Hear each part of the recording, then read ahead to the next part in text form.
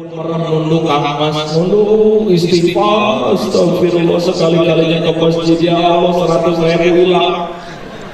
Ya Allah, dosa apa saya ini, ya Allah, gimana nanti istri, nanti gimana anak.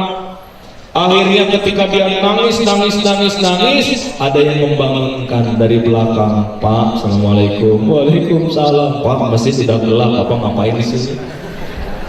Udah nggak ada orang deh, udah nggak ada orang deh. Kotak amal yang tadi mana? Udah dibawa pengurus masjid, Pak. Alhamdulillah 14,5 juta terkumpul. Innalillahi. Kok apa innalillahi? Enggak. Sana Pak pulang, masjid mau ditutup, bukan dikunci, mau ditutup. Akhirnya si supir taksi pun jalan 7 kilo dari masjid ke rumah, 7 kilo. Dia harus berjalan, nggak punya uang, tinggal 5.000. Ketika baru melangkah 5 kaki dari masjid, tiba-tiba di belakang ada suara motor. Assalamualaikum. Waalaikumsalam. Lagi olahraga malam Pak? Boro-boro. Ngapain Pak? Baru dari masjid. Oh, saya juga dari masjid. Cuma saya tadi ketemu Pak RT dulu, ngobrol deh.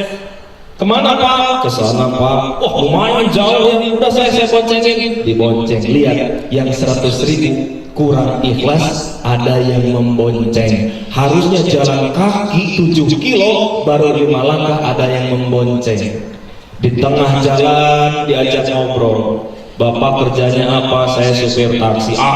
Kebetulan saya ada perlu sama Bapak. Cuma nanti pagi aja kita bicarakan. Ini ada kartu nama. Tolong simpen baik-baik kartu nama ini. Nanti pagi tolong datang ke rumah saya. Supir taksi sambil loyo lalu mengambil si kartu nama itu.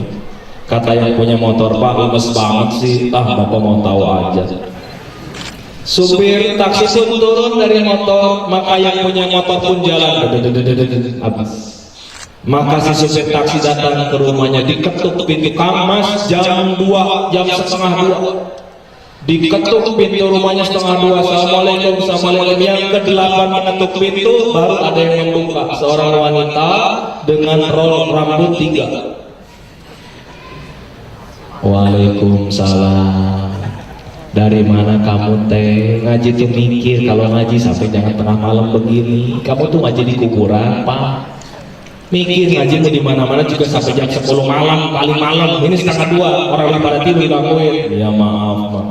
Udah tuh istrinya balik lagi ke kamar. Sebelum istrinya balik lagi ke kamar, dia balik lagi ke suami. Pak, minta uang 100.000. Buat apa?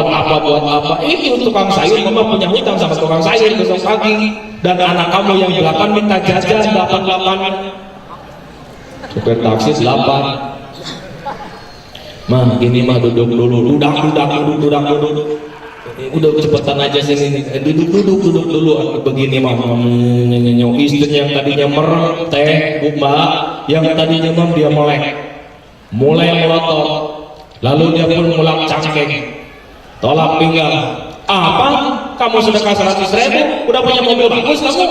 Wah, dimaki-maki, toyoy, habis malam itu. Akhirnya kata istrinya, udah sana tidur di lantai, jangan tidur di kamar. Yang sedekah kurang ikhlas ini akhirnya malam itu dicaci maki sama istrinya. Lalu tidur pun di lantai. Jam 4 dia bangun, dia sholat subuh. Istrinya pun bangun, membangunkan anak-anak yang 8. Ayo bangun sekolah. Beres, sudah pakai pakaian semua, di briefing sama ibunya. Maaf ya Nak ya, pagi ini nggak ada uang jajan. Ke sekolah jalan kaki. Kok bisa mah? Itu si papa nggak tahu diri, nggak ngukur kalau sedekah. Masa sedekah 100.000 semalam? Mama juga bingung lihat tukang sayur ngomongnya apa ini. Papa kalau sedekah nggak mikir-mikir. Kasih tahu sama papa kamu tuh. Udahlah satu-satu, mulai anaknya ngambil bapaknya. Pak, makanya kalau sedekah mikir, lari. Satu lagi akan datang, Pak, kalau mau sedekah tuh mikir, lari langsung. Sampai yang terakhir yang kerja, Papa, makanya kalau mau sedekah mikir-mikir dulu, lari. Habis malam pagi hari itu, dicaci, dimaki, dihina. Tapi dia ingat kartu nama. Maka dia pun pamit sama istrinya, aku pamit dulu, bodoh, kata istrinya. Akhirnya dia pamit cari alamat di kartu nama, ketemu. Ketika ketemu, dia bertemu dengan seorang satpam. Pak, ini alamat rumah ini? Betul. Ada apa Pak? Saya disuruh ke rumah ini. Masa sih Pak? Iya Pak, kalau nggak percaya tanya saja sama Bapak. Telepon Pak. Iya Pak, boleh ditemuin di ruang tamu sama Bapak. Naik ke atas, ngobrol, lalu yang punya rumah bilang, Pak, bisa tidak Anda berhenti bawa taksi hari ini? Hah? Hari ini Pak? Kenapa? Anak saya mau kuliah, hari pertama belum ada supir. Bisa nggak Bapak jadi nyupirin anak saya? Kata supir taksi dalam hati, ya dari supir ke supir ini namanya. Bapak wajahnya kenapa kurang semangat? Iya Pak, saya harus bawa taksi Pak. Saya bayar 3 kali lipat dari gaji Bapak bawa taksi. Alhamdulillah. Apalagi Pak, bisa nggak gajinya duluan? Kenapa? Istri saya lagi ngamuk di rumah Pak. Sudah, saya nggak akan beli gaji dulu, saya kasih dulu uang nih. Hitung-hitung tanda persahabatan kita. Ini ada uang 2 juta dan ini ada uang 1 juta, 3 juta. Sana bawa pulang ke istrimu dulu. Nah, ganti baju, balik lagi ke sini. Ya Pak, saya pamit dulu. Ya, Assalamualaikum. Waalaikumsalam. Sebentar, itu motor di basement yang tadi malam, tolong bawa buat kamu. Jadi dari rumah ke sini pakai motor itu. Bayangkan pagi itu dia dapat 3 juta dan motor seharga 25 juta buat dia. Lalu dia pulang dulu ke rumah, bawa uang 3 juta dan motor 25 juta. Assalamualaikum. Istri lagi ngegosok. Assalamualaikum. Bodoh. Mama, assalamualaikum. Lihat dulu. Ngapain orang kere begitu diwalaikumusalamin? Ya. Saya nggak tahu Pak kerja apa ke Korea kayak ngapain kayak kamu deh. Habis Pak dicuekin, kemudian kata saya, lihat dulu Papa, lihat dulu ke sini. Pas lihat, oh gitu. Lihat 3 juta langsung hijau. Ih, Papa lucu banget sih, itu iya Pak. Udah tuh diambil itu duit, dicubitin ininya tuh pipinya, Bapak lucu banget sih. Ini uang 100.000 buat Bapak ya, tambahin jadi 200.000 sana.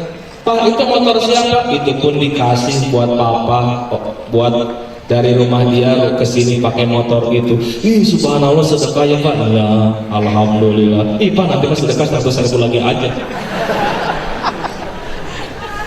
3 tahun kan Mas, 3 tahun dia kerja jadi supir pribadi, jujur, disiplin, waktunya sholat, amanah, nggak pernah nyolong, barang ketinggalan di mobil selalu dia bawa lagi, ketinggalan ini, dompet, ketinggalan uang, ada uang 20.000 di belakang ini bukan punya saya, jujur, disiplin, amanah, sabar ketika di jalan.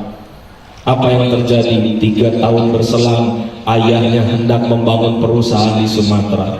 Lalu terdengar oleh anak perempuan ini, Pak, katanya Papa mau bikin perusahaan di Sumatera. Iya deh, kok tahu? Enggak, Mama cerita. Pak, kalau bisa direkturnya supir aku aja tuh. Gitu-gitu juga pintar ekonomi walaupun DO. Oh gitu deh, apalagi kelebihannya, wah pas sholatnya rajin. Saum Senin Kamis, katanya sih tahajud, katanya juga nggak tahu. Kalau macet sabar, nggak pernah gerada-geruduk, asli pas soleh orangnya. Akhirnya dipanggil oleh ayahnya. Mana panggil sini, Papa mau ngobrol. Akhirnya kata beliau, bisa tidak kamu besok ikut sama saya ke Sumatera? Ngapain Pak, nyopir lagi? Bukan. Kamu pokoknya ikut, saya mau bangun perusahaan di daerah Sumatera. Istri saya bagaimana Pak, ditinggal? Ikut bawa, orang lama kok di sana. Anak saya gimana Pak? Yang 8 bawa. Sekolahnya saya sekolahkan sampai selesai. Rumah saya gimana Pak? Udah kontrakin aja. Enggak, memang saya kontrak di situ Pak.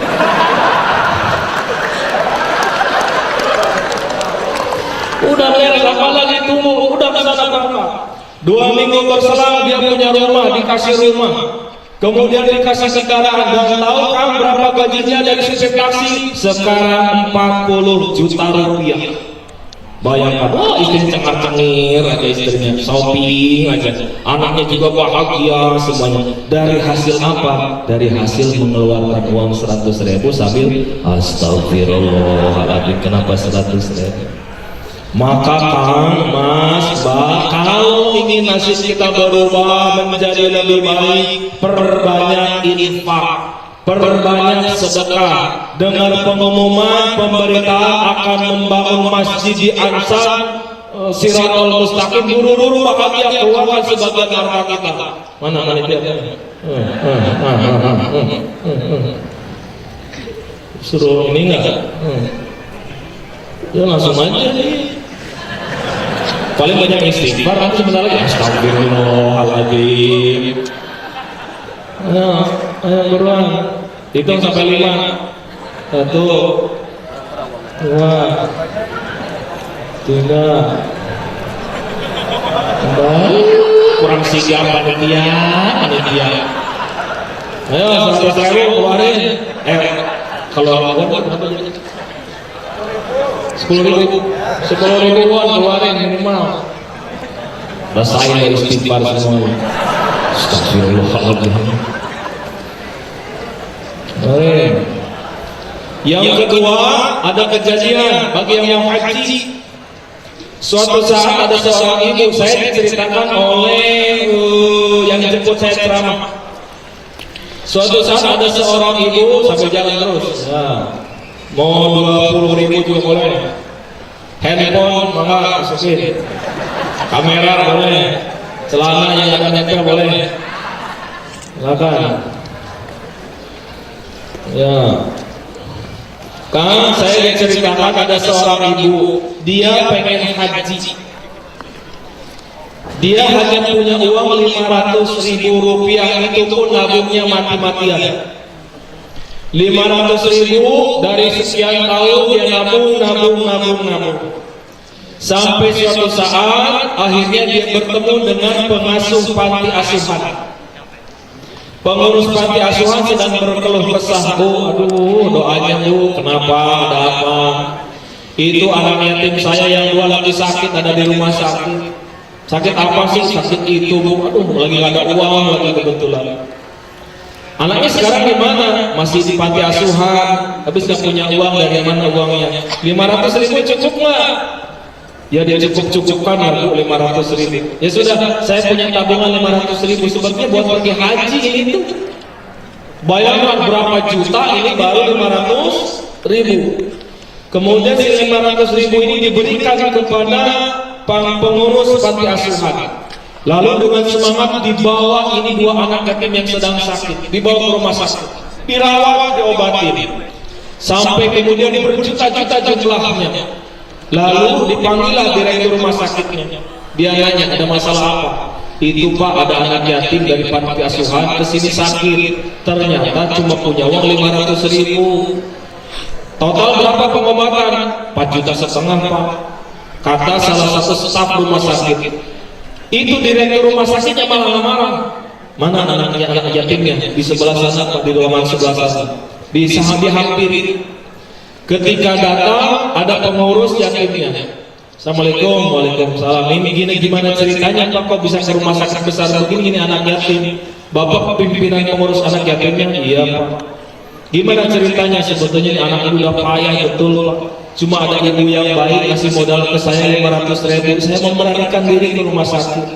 Itu pun katanya buat modal untuk berangkat ke tanah suci. Ya Allah, si itu kasihan amat, udah sepuh Pak, bertahun-tahun dia ingin berangkat haji, cuma ketemu 500.000. Akhirnya apa? Direktur rumah sakit bilang, saya udah biaya buat 2 yatim biar saya yang tanggung. Terus Pak, bisa nggak nomor telepon ibu yang ngasih anak yatim ini, saya minta.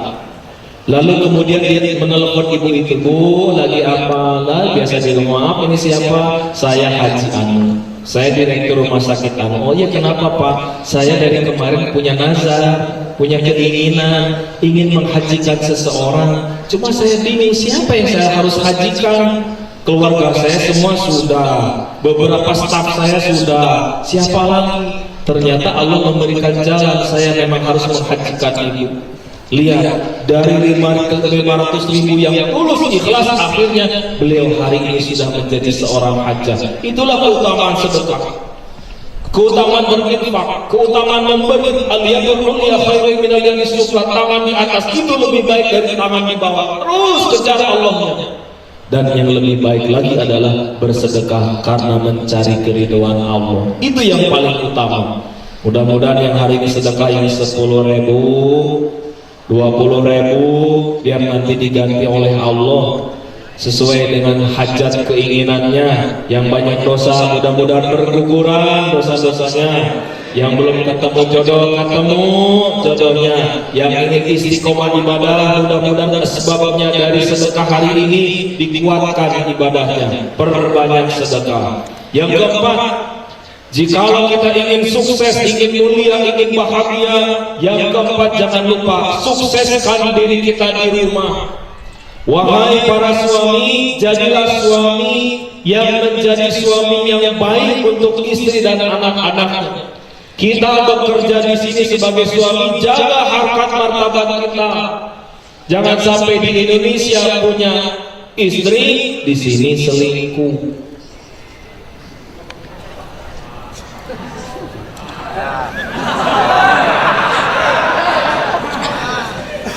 Ada di sini? Kelihatan wajahnya soleh-soleh. Hati-hati, istri tidak tahu, Allah tahu. Kita sering SMS-an sama siapa, istri tidak tahu, Allah tahu. Istri tidak tahu kita sayang-sayangan sama siapa, Allah tahu. Jaga diri kita, apalagi kita punya anak. Katanya buah jatuh tidak akan jauh dari pohonnya, bakal mirip bapaknya.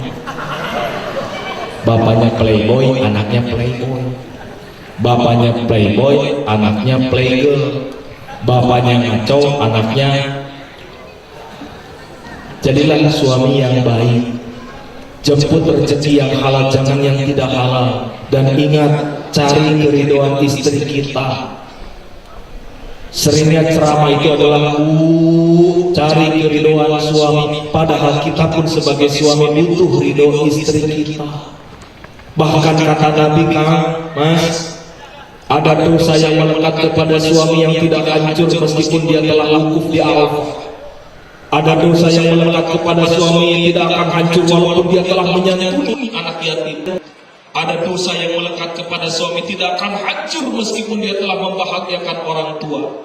Nabi ditanya, ya Rasul, itu dosa yang melekat ke suami luar biasa gak hilang-hilang, jadi hilangnya pakai apa? Kata Rasulullah sambil senyum, hilangnya ketika suami membahagiakan istrinya. Jadi kalau istri kita suka pempek, rajin beliin pempek. Istri suka cireng, rajin beliin cireng. Istri suka kue apa, beliin. Istri suka baju warna biru, beliin. Istri suka duit.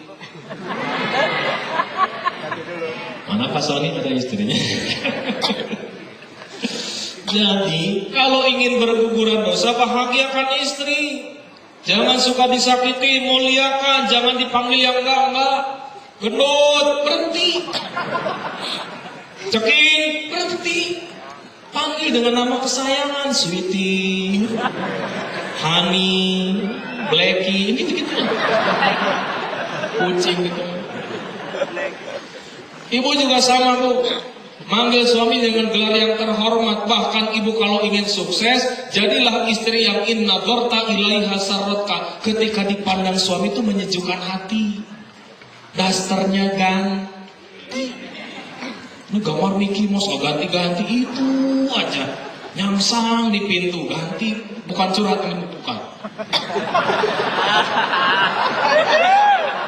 Bolong kiri kanan sirkulasi, boro-boro sirkulasi.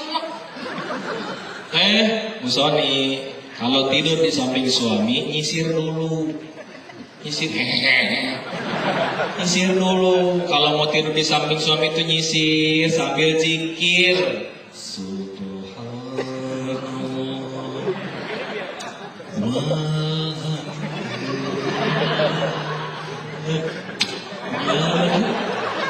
Ini mau ngaca iwa peyek. Sambil zikir, Bu. Jadi yang tadinya sipit kelihatan belok. Yang belok kelihatan rada sipit. Yang hidungnya besar kelihatan mancung. Tidur di samping suami harus cantik. Jangan sampai suami pas ngelirik rambut kayak habis kesetrum. Ngalor ngidul, lampu dinyalain, muka masker bengkoang, mata kiri timun, mata kanan tomat, pipi terong, mulut alpukat. Nah itu mau tidur apa mau nyayur? Leher diraba-raba koyo 3. Perut minyak kayu putih, kaki minyak tawon. Baju dibuka garis-garis merah bekas kerokan.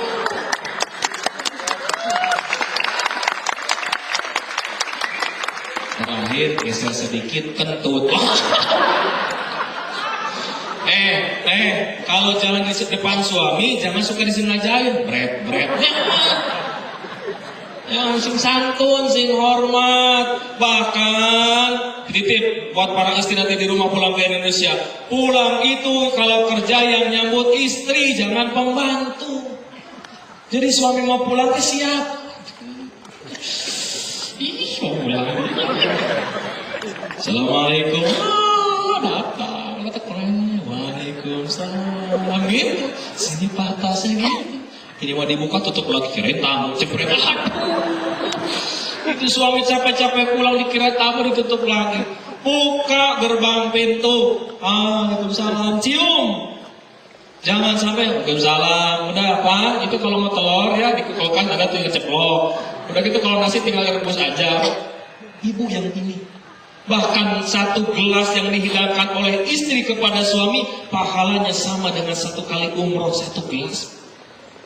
Ma, papa pengen minum air putih. Buru ke dapur. Ambil gelas, tuangkan air, kasih tatakan jalan yang paling anggun. Ini Mama kok serem banget sih, habis ngaji. Mama senyum terus, kata Ustaz sekali senyum menggugurkan sepertiga dosa. Tuh sekali senyum istri ke suami menggugurkan sepertiga dosa. Sepertiga. Doa pertama. Papa habis. Enak. Jadi Bu Soni banyak senyum. Makanya ke Pak Soni apa namanya? Cayang Cita. Ayam. Sepertiga Bu Soni. Ada. Dua ketiga. Ayam. Habis. Enak. 1 gelas dihidangkan, bayangkan sama dengan 1 kali umroh. 2 gelas 2 umroh, 3 gelas 3 umroh. Tapi jangan sampai Bu Soni keluar dari dapur bawa galon. Mama mau ngapain mah? Ya mama pengen haji akbar, calangap coba. Cepet mati tuh suami. Bayangkan luar biasa istri itu perjuangannya. Wa in amartaha ta'atka, dan ketika diperintah oleh suami harus nurut. Maaf, tolong didik istri kita yang di Indonesia, suruh nurut sama suami. Jangan suka ngeyel.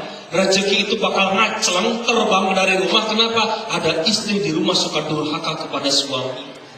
Maka Bu, kalau suami pengen, bahkan sebelum pengen ibu udah siap. I'm ready for you. Itu.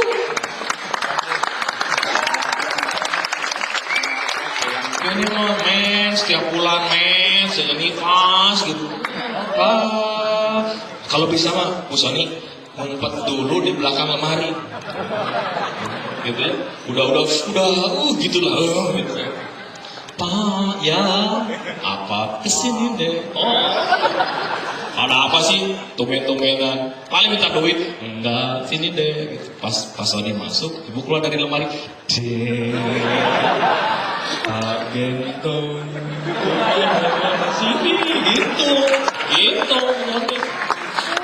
Ini mah dibelakangi. Maaf, ketika seorang suami ada bersama kita, bahkan hendak membalik badan pun harus ada punten permisi. Pak, maaf ya, mama mau ngebelakangin papa, boleh? Nih, Pak, mama mau kentut, boleh? Bret, itu. Ini mau ngebalik badan, jangan, harus ada penghormatan. Kenapa bapak rezekinya susah, kurang bisa mendidik istri, Pak? Didik istri kita dengan sebaik-baiknya. Jangan jadi suami takut istri, jangan.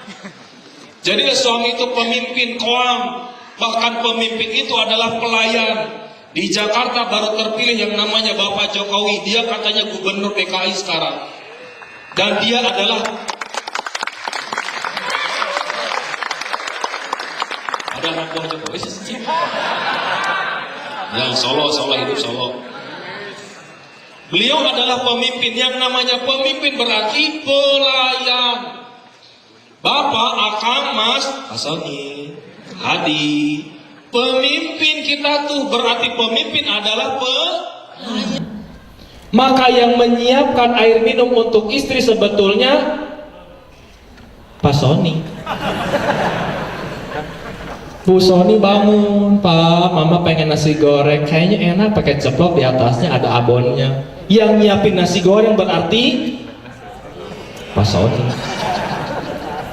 Pak, tolong ya Mama mau mandi anduknya yang biru sama itu sendal yang itunya. Berarti yang nyiapin anduk sama sendal Pak, Mama mau ke arisan 3 tempat. Tolong ya siapin mobil yang kecil aja deh, tolong panasin, tolong penuhin mau itunya bensinnya ya. Berarti yang manasin mobil Pak, lupa semalam nyetrika baju, tolong setrikain gimana caranya. Yang berarti yang melayani Pak. Tapi kita ingat Bu, ada perintah kata Nabi, kalau ingin surga ada di tangan kita, carilah keridhaan suami. Maka suami yang tadinya harusnya bikin nasi goreng, Pak nggak usah repot-repot, duduk aja biar Mama aja bikin nasi goreng gitu.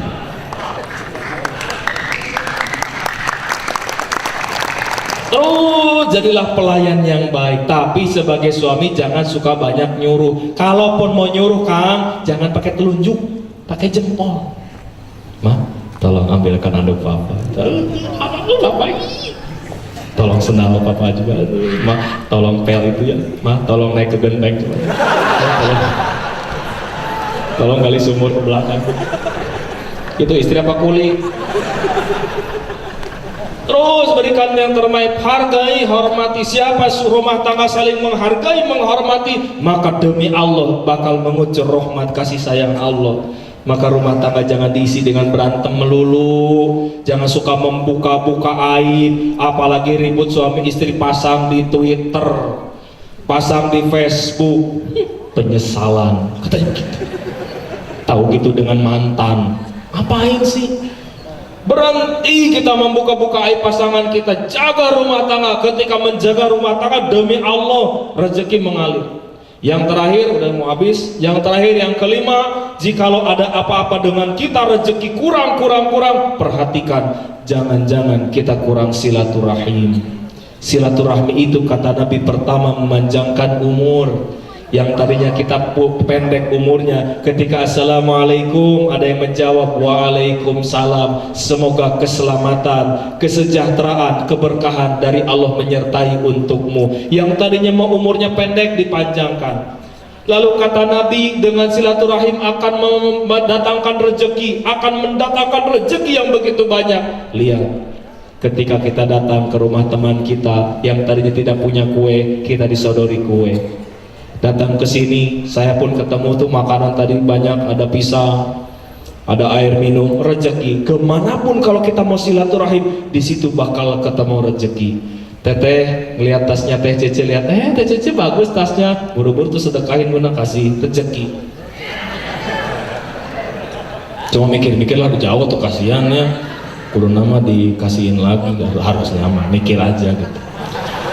Baik hadirin, itulah 5 yang harus senantiasa kita jaga. Saya sudah sampaikan kemarin di Kumi, saudara-saudara kita di sana, berhenti menyalahkan orang lain, berhenti menyalahkan pemerintah, berhenti menyalahkan bos, salahkan diri kita. Mulai dari diri kita sendiri. Negeri kita, kehidupan kita butuh sesuatu yang baik, dan sesuatu itu yang baik akan datang jikalau dimulai dari diri kita sendiri. 1. Perbaiki sholat. 2. Perbaiki hubungan dengan orang tua. 3. Perbaiki hubungan dengan fakir miskin. 4. Perbaiki hubungan dengan keluarga di rumah. Dan 5. Silaturahim. Selanjutnya ada tanya jawab, ada hadiahnya katanya. Betul ada hadiahnya? Apa umroh, haji?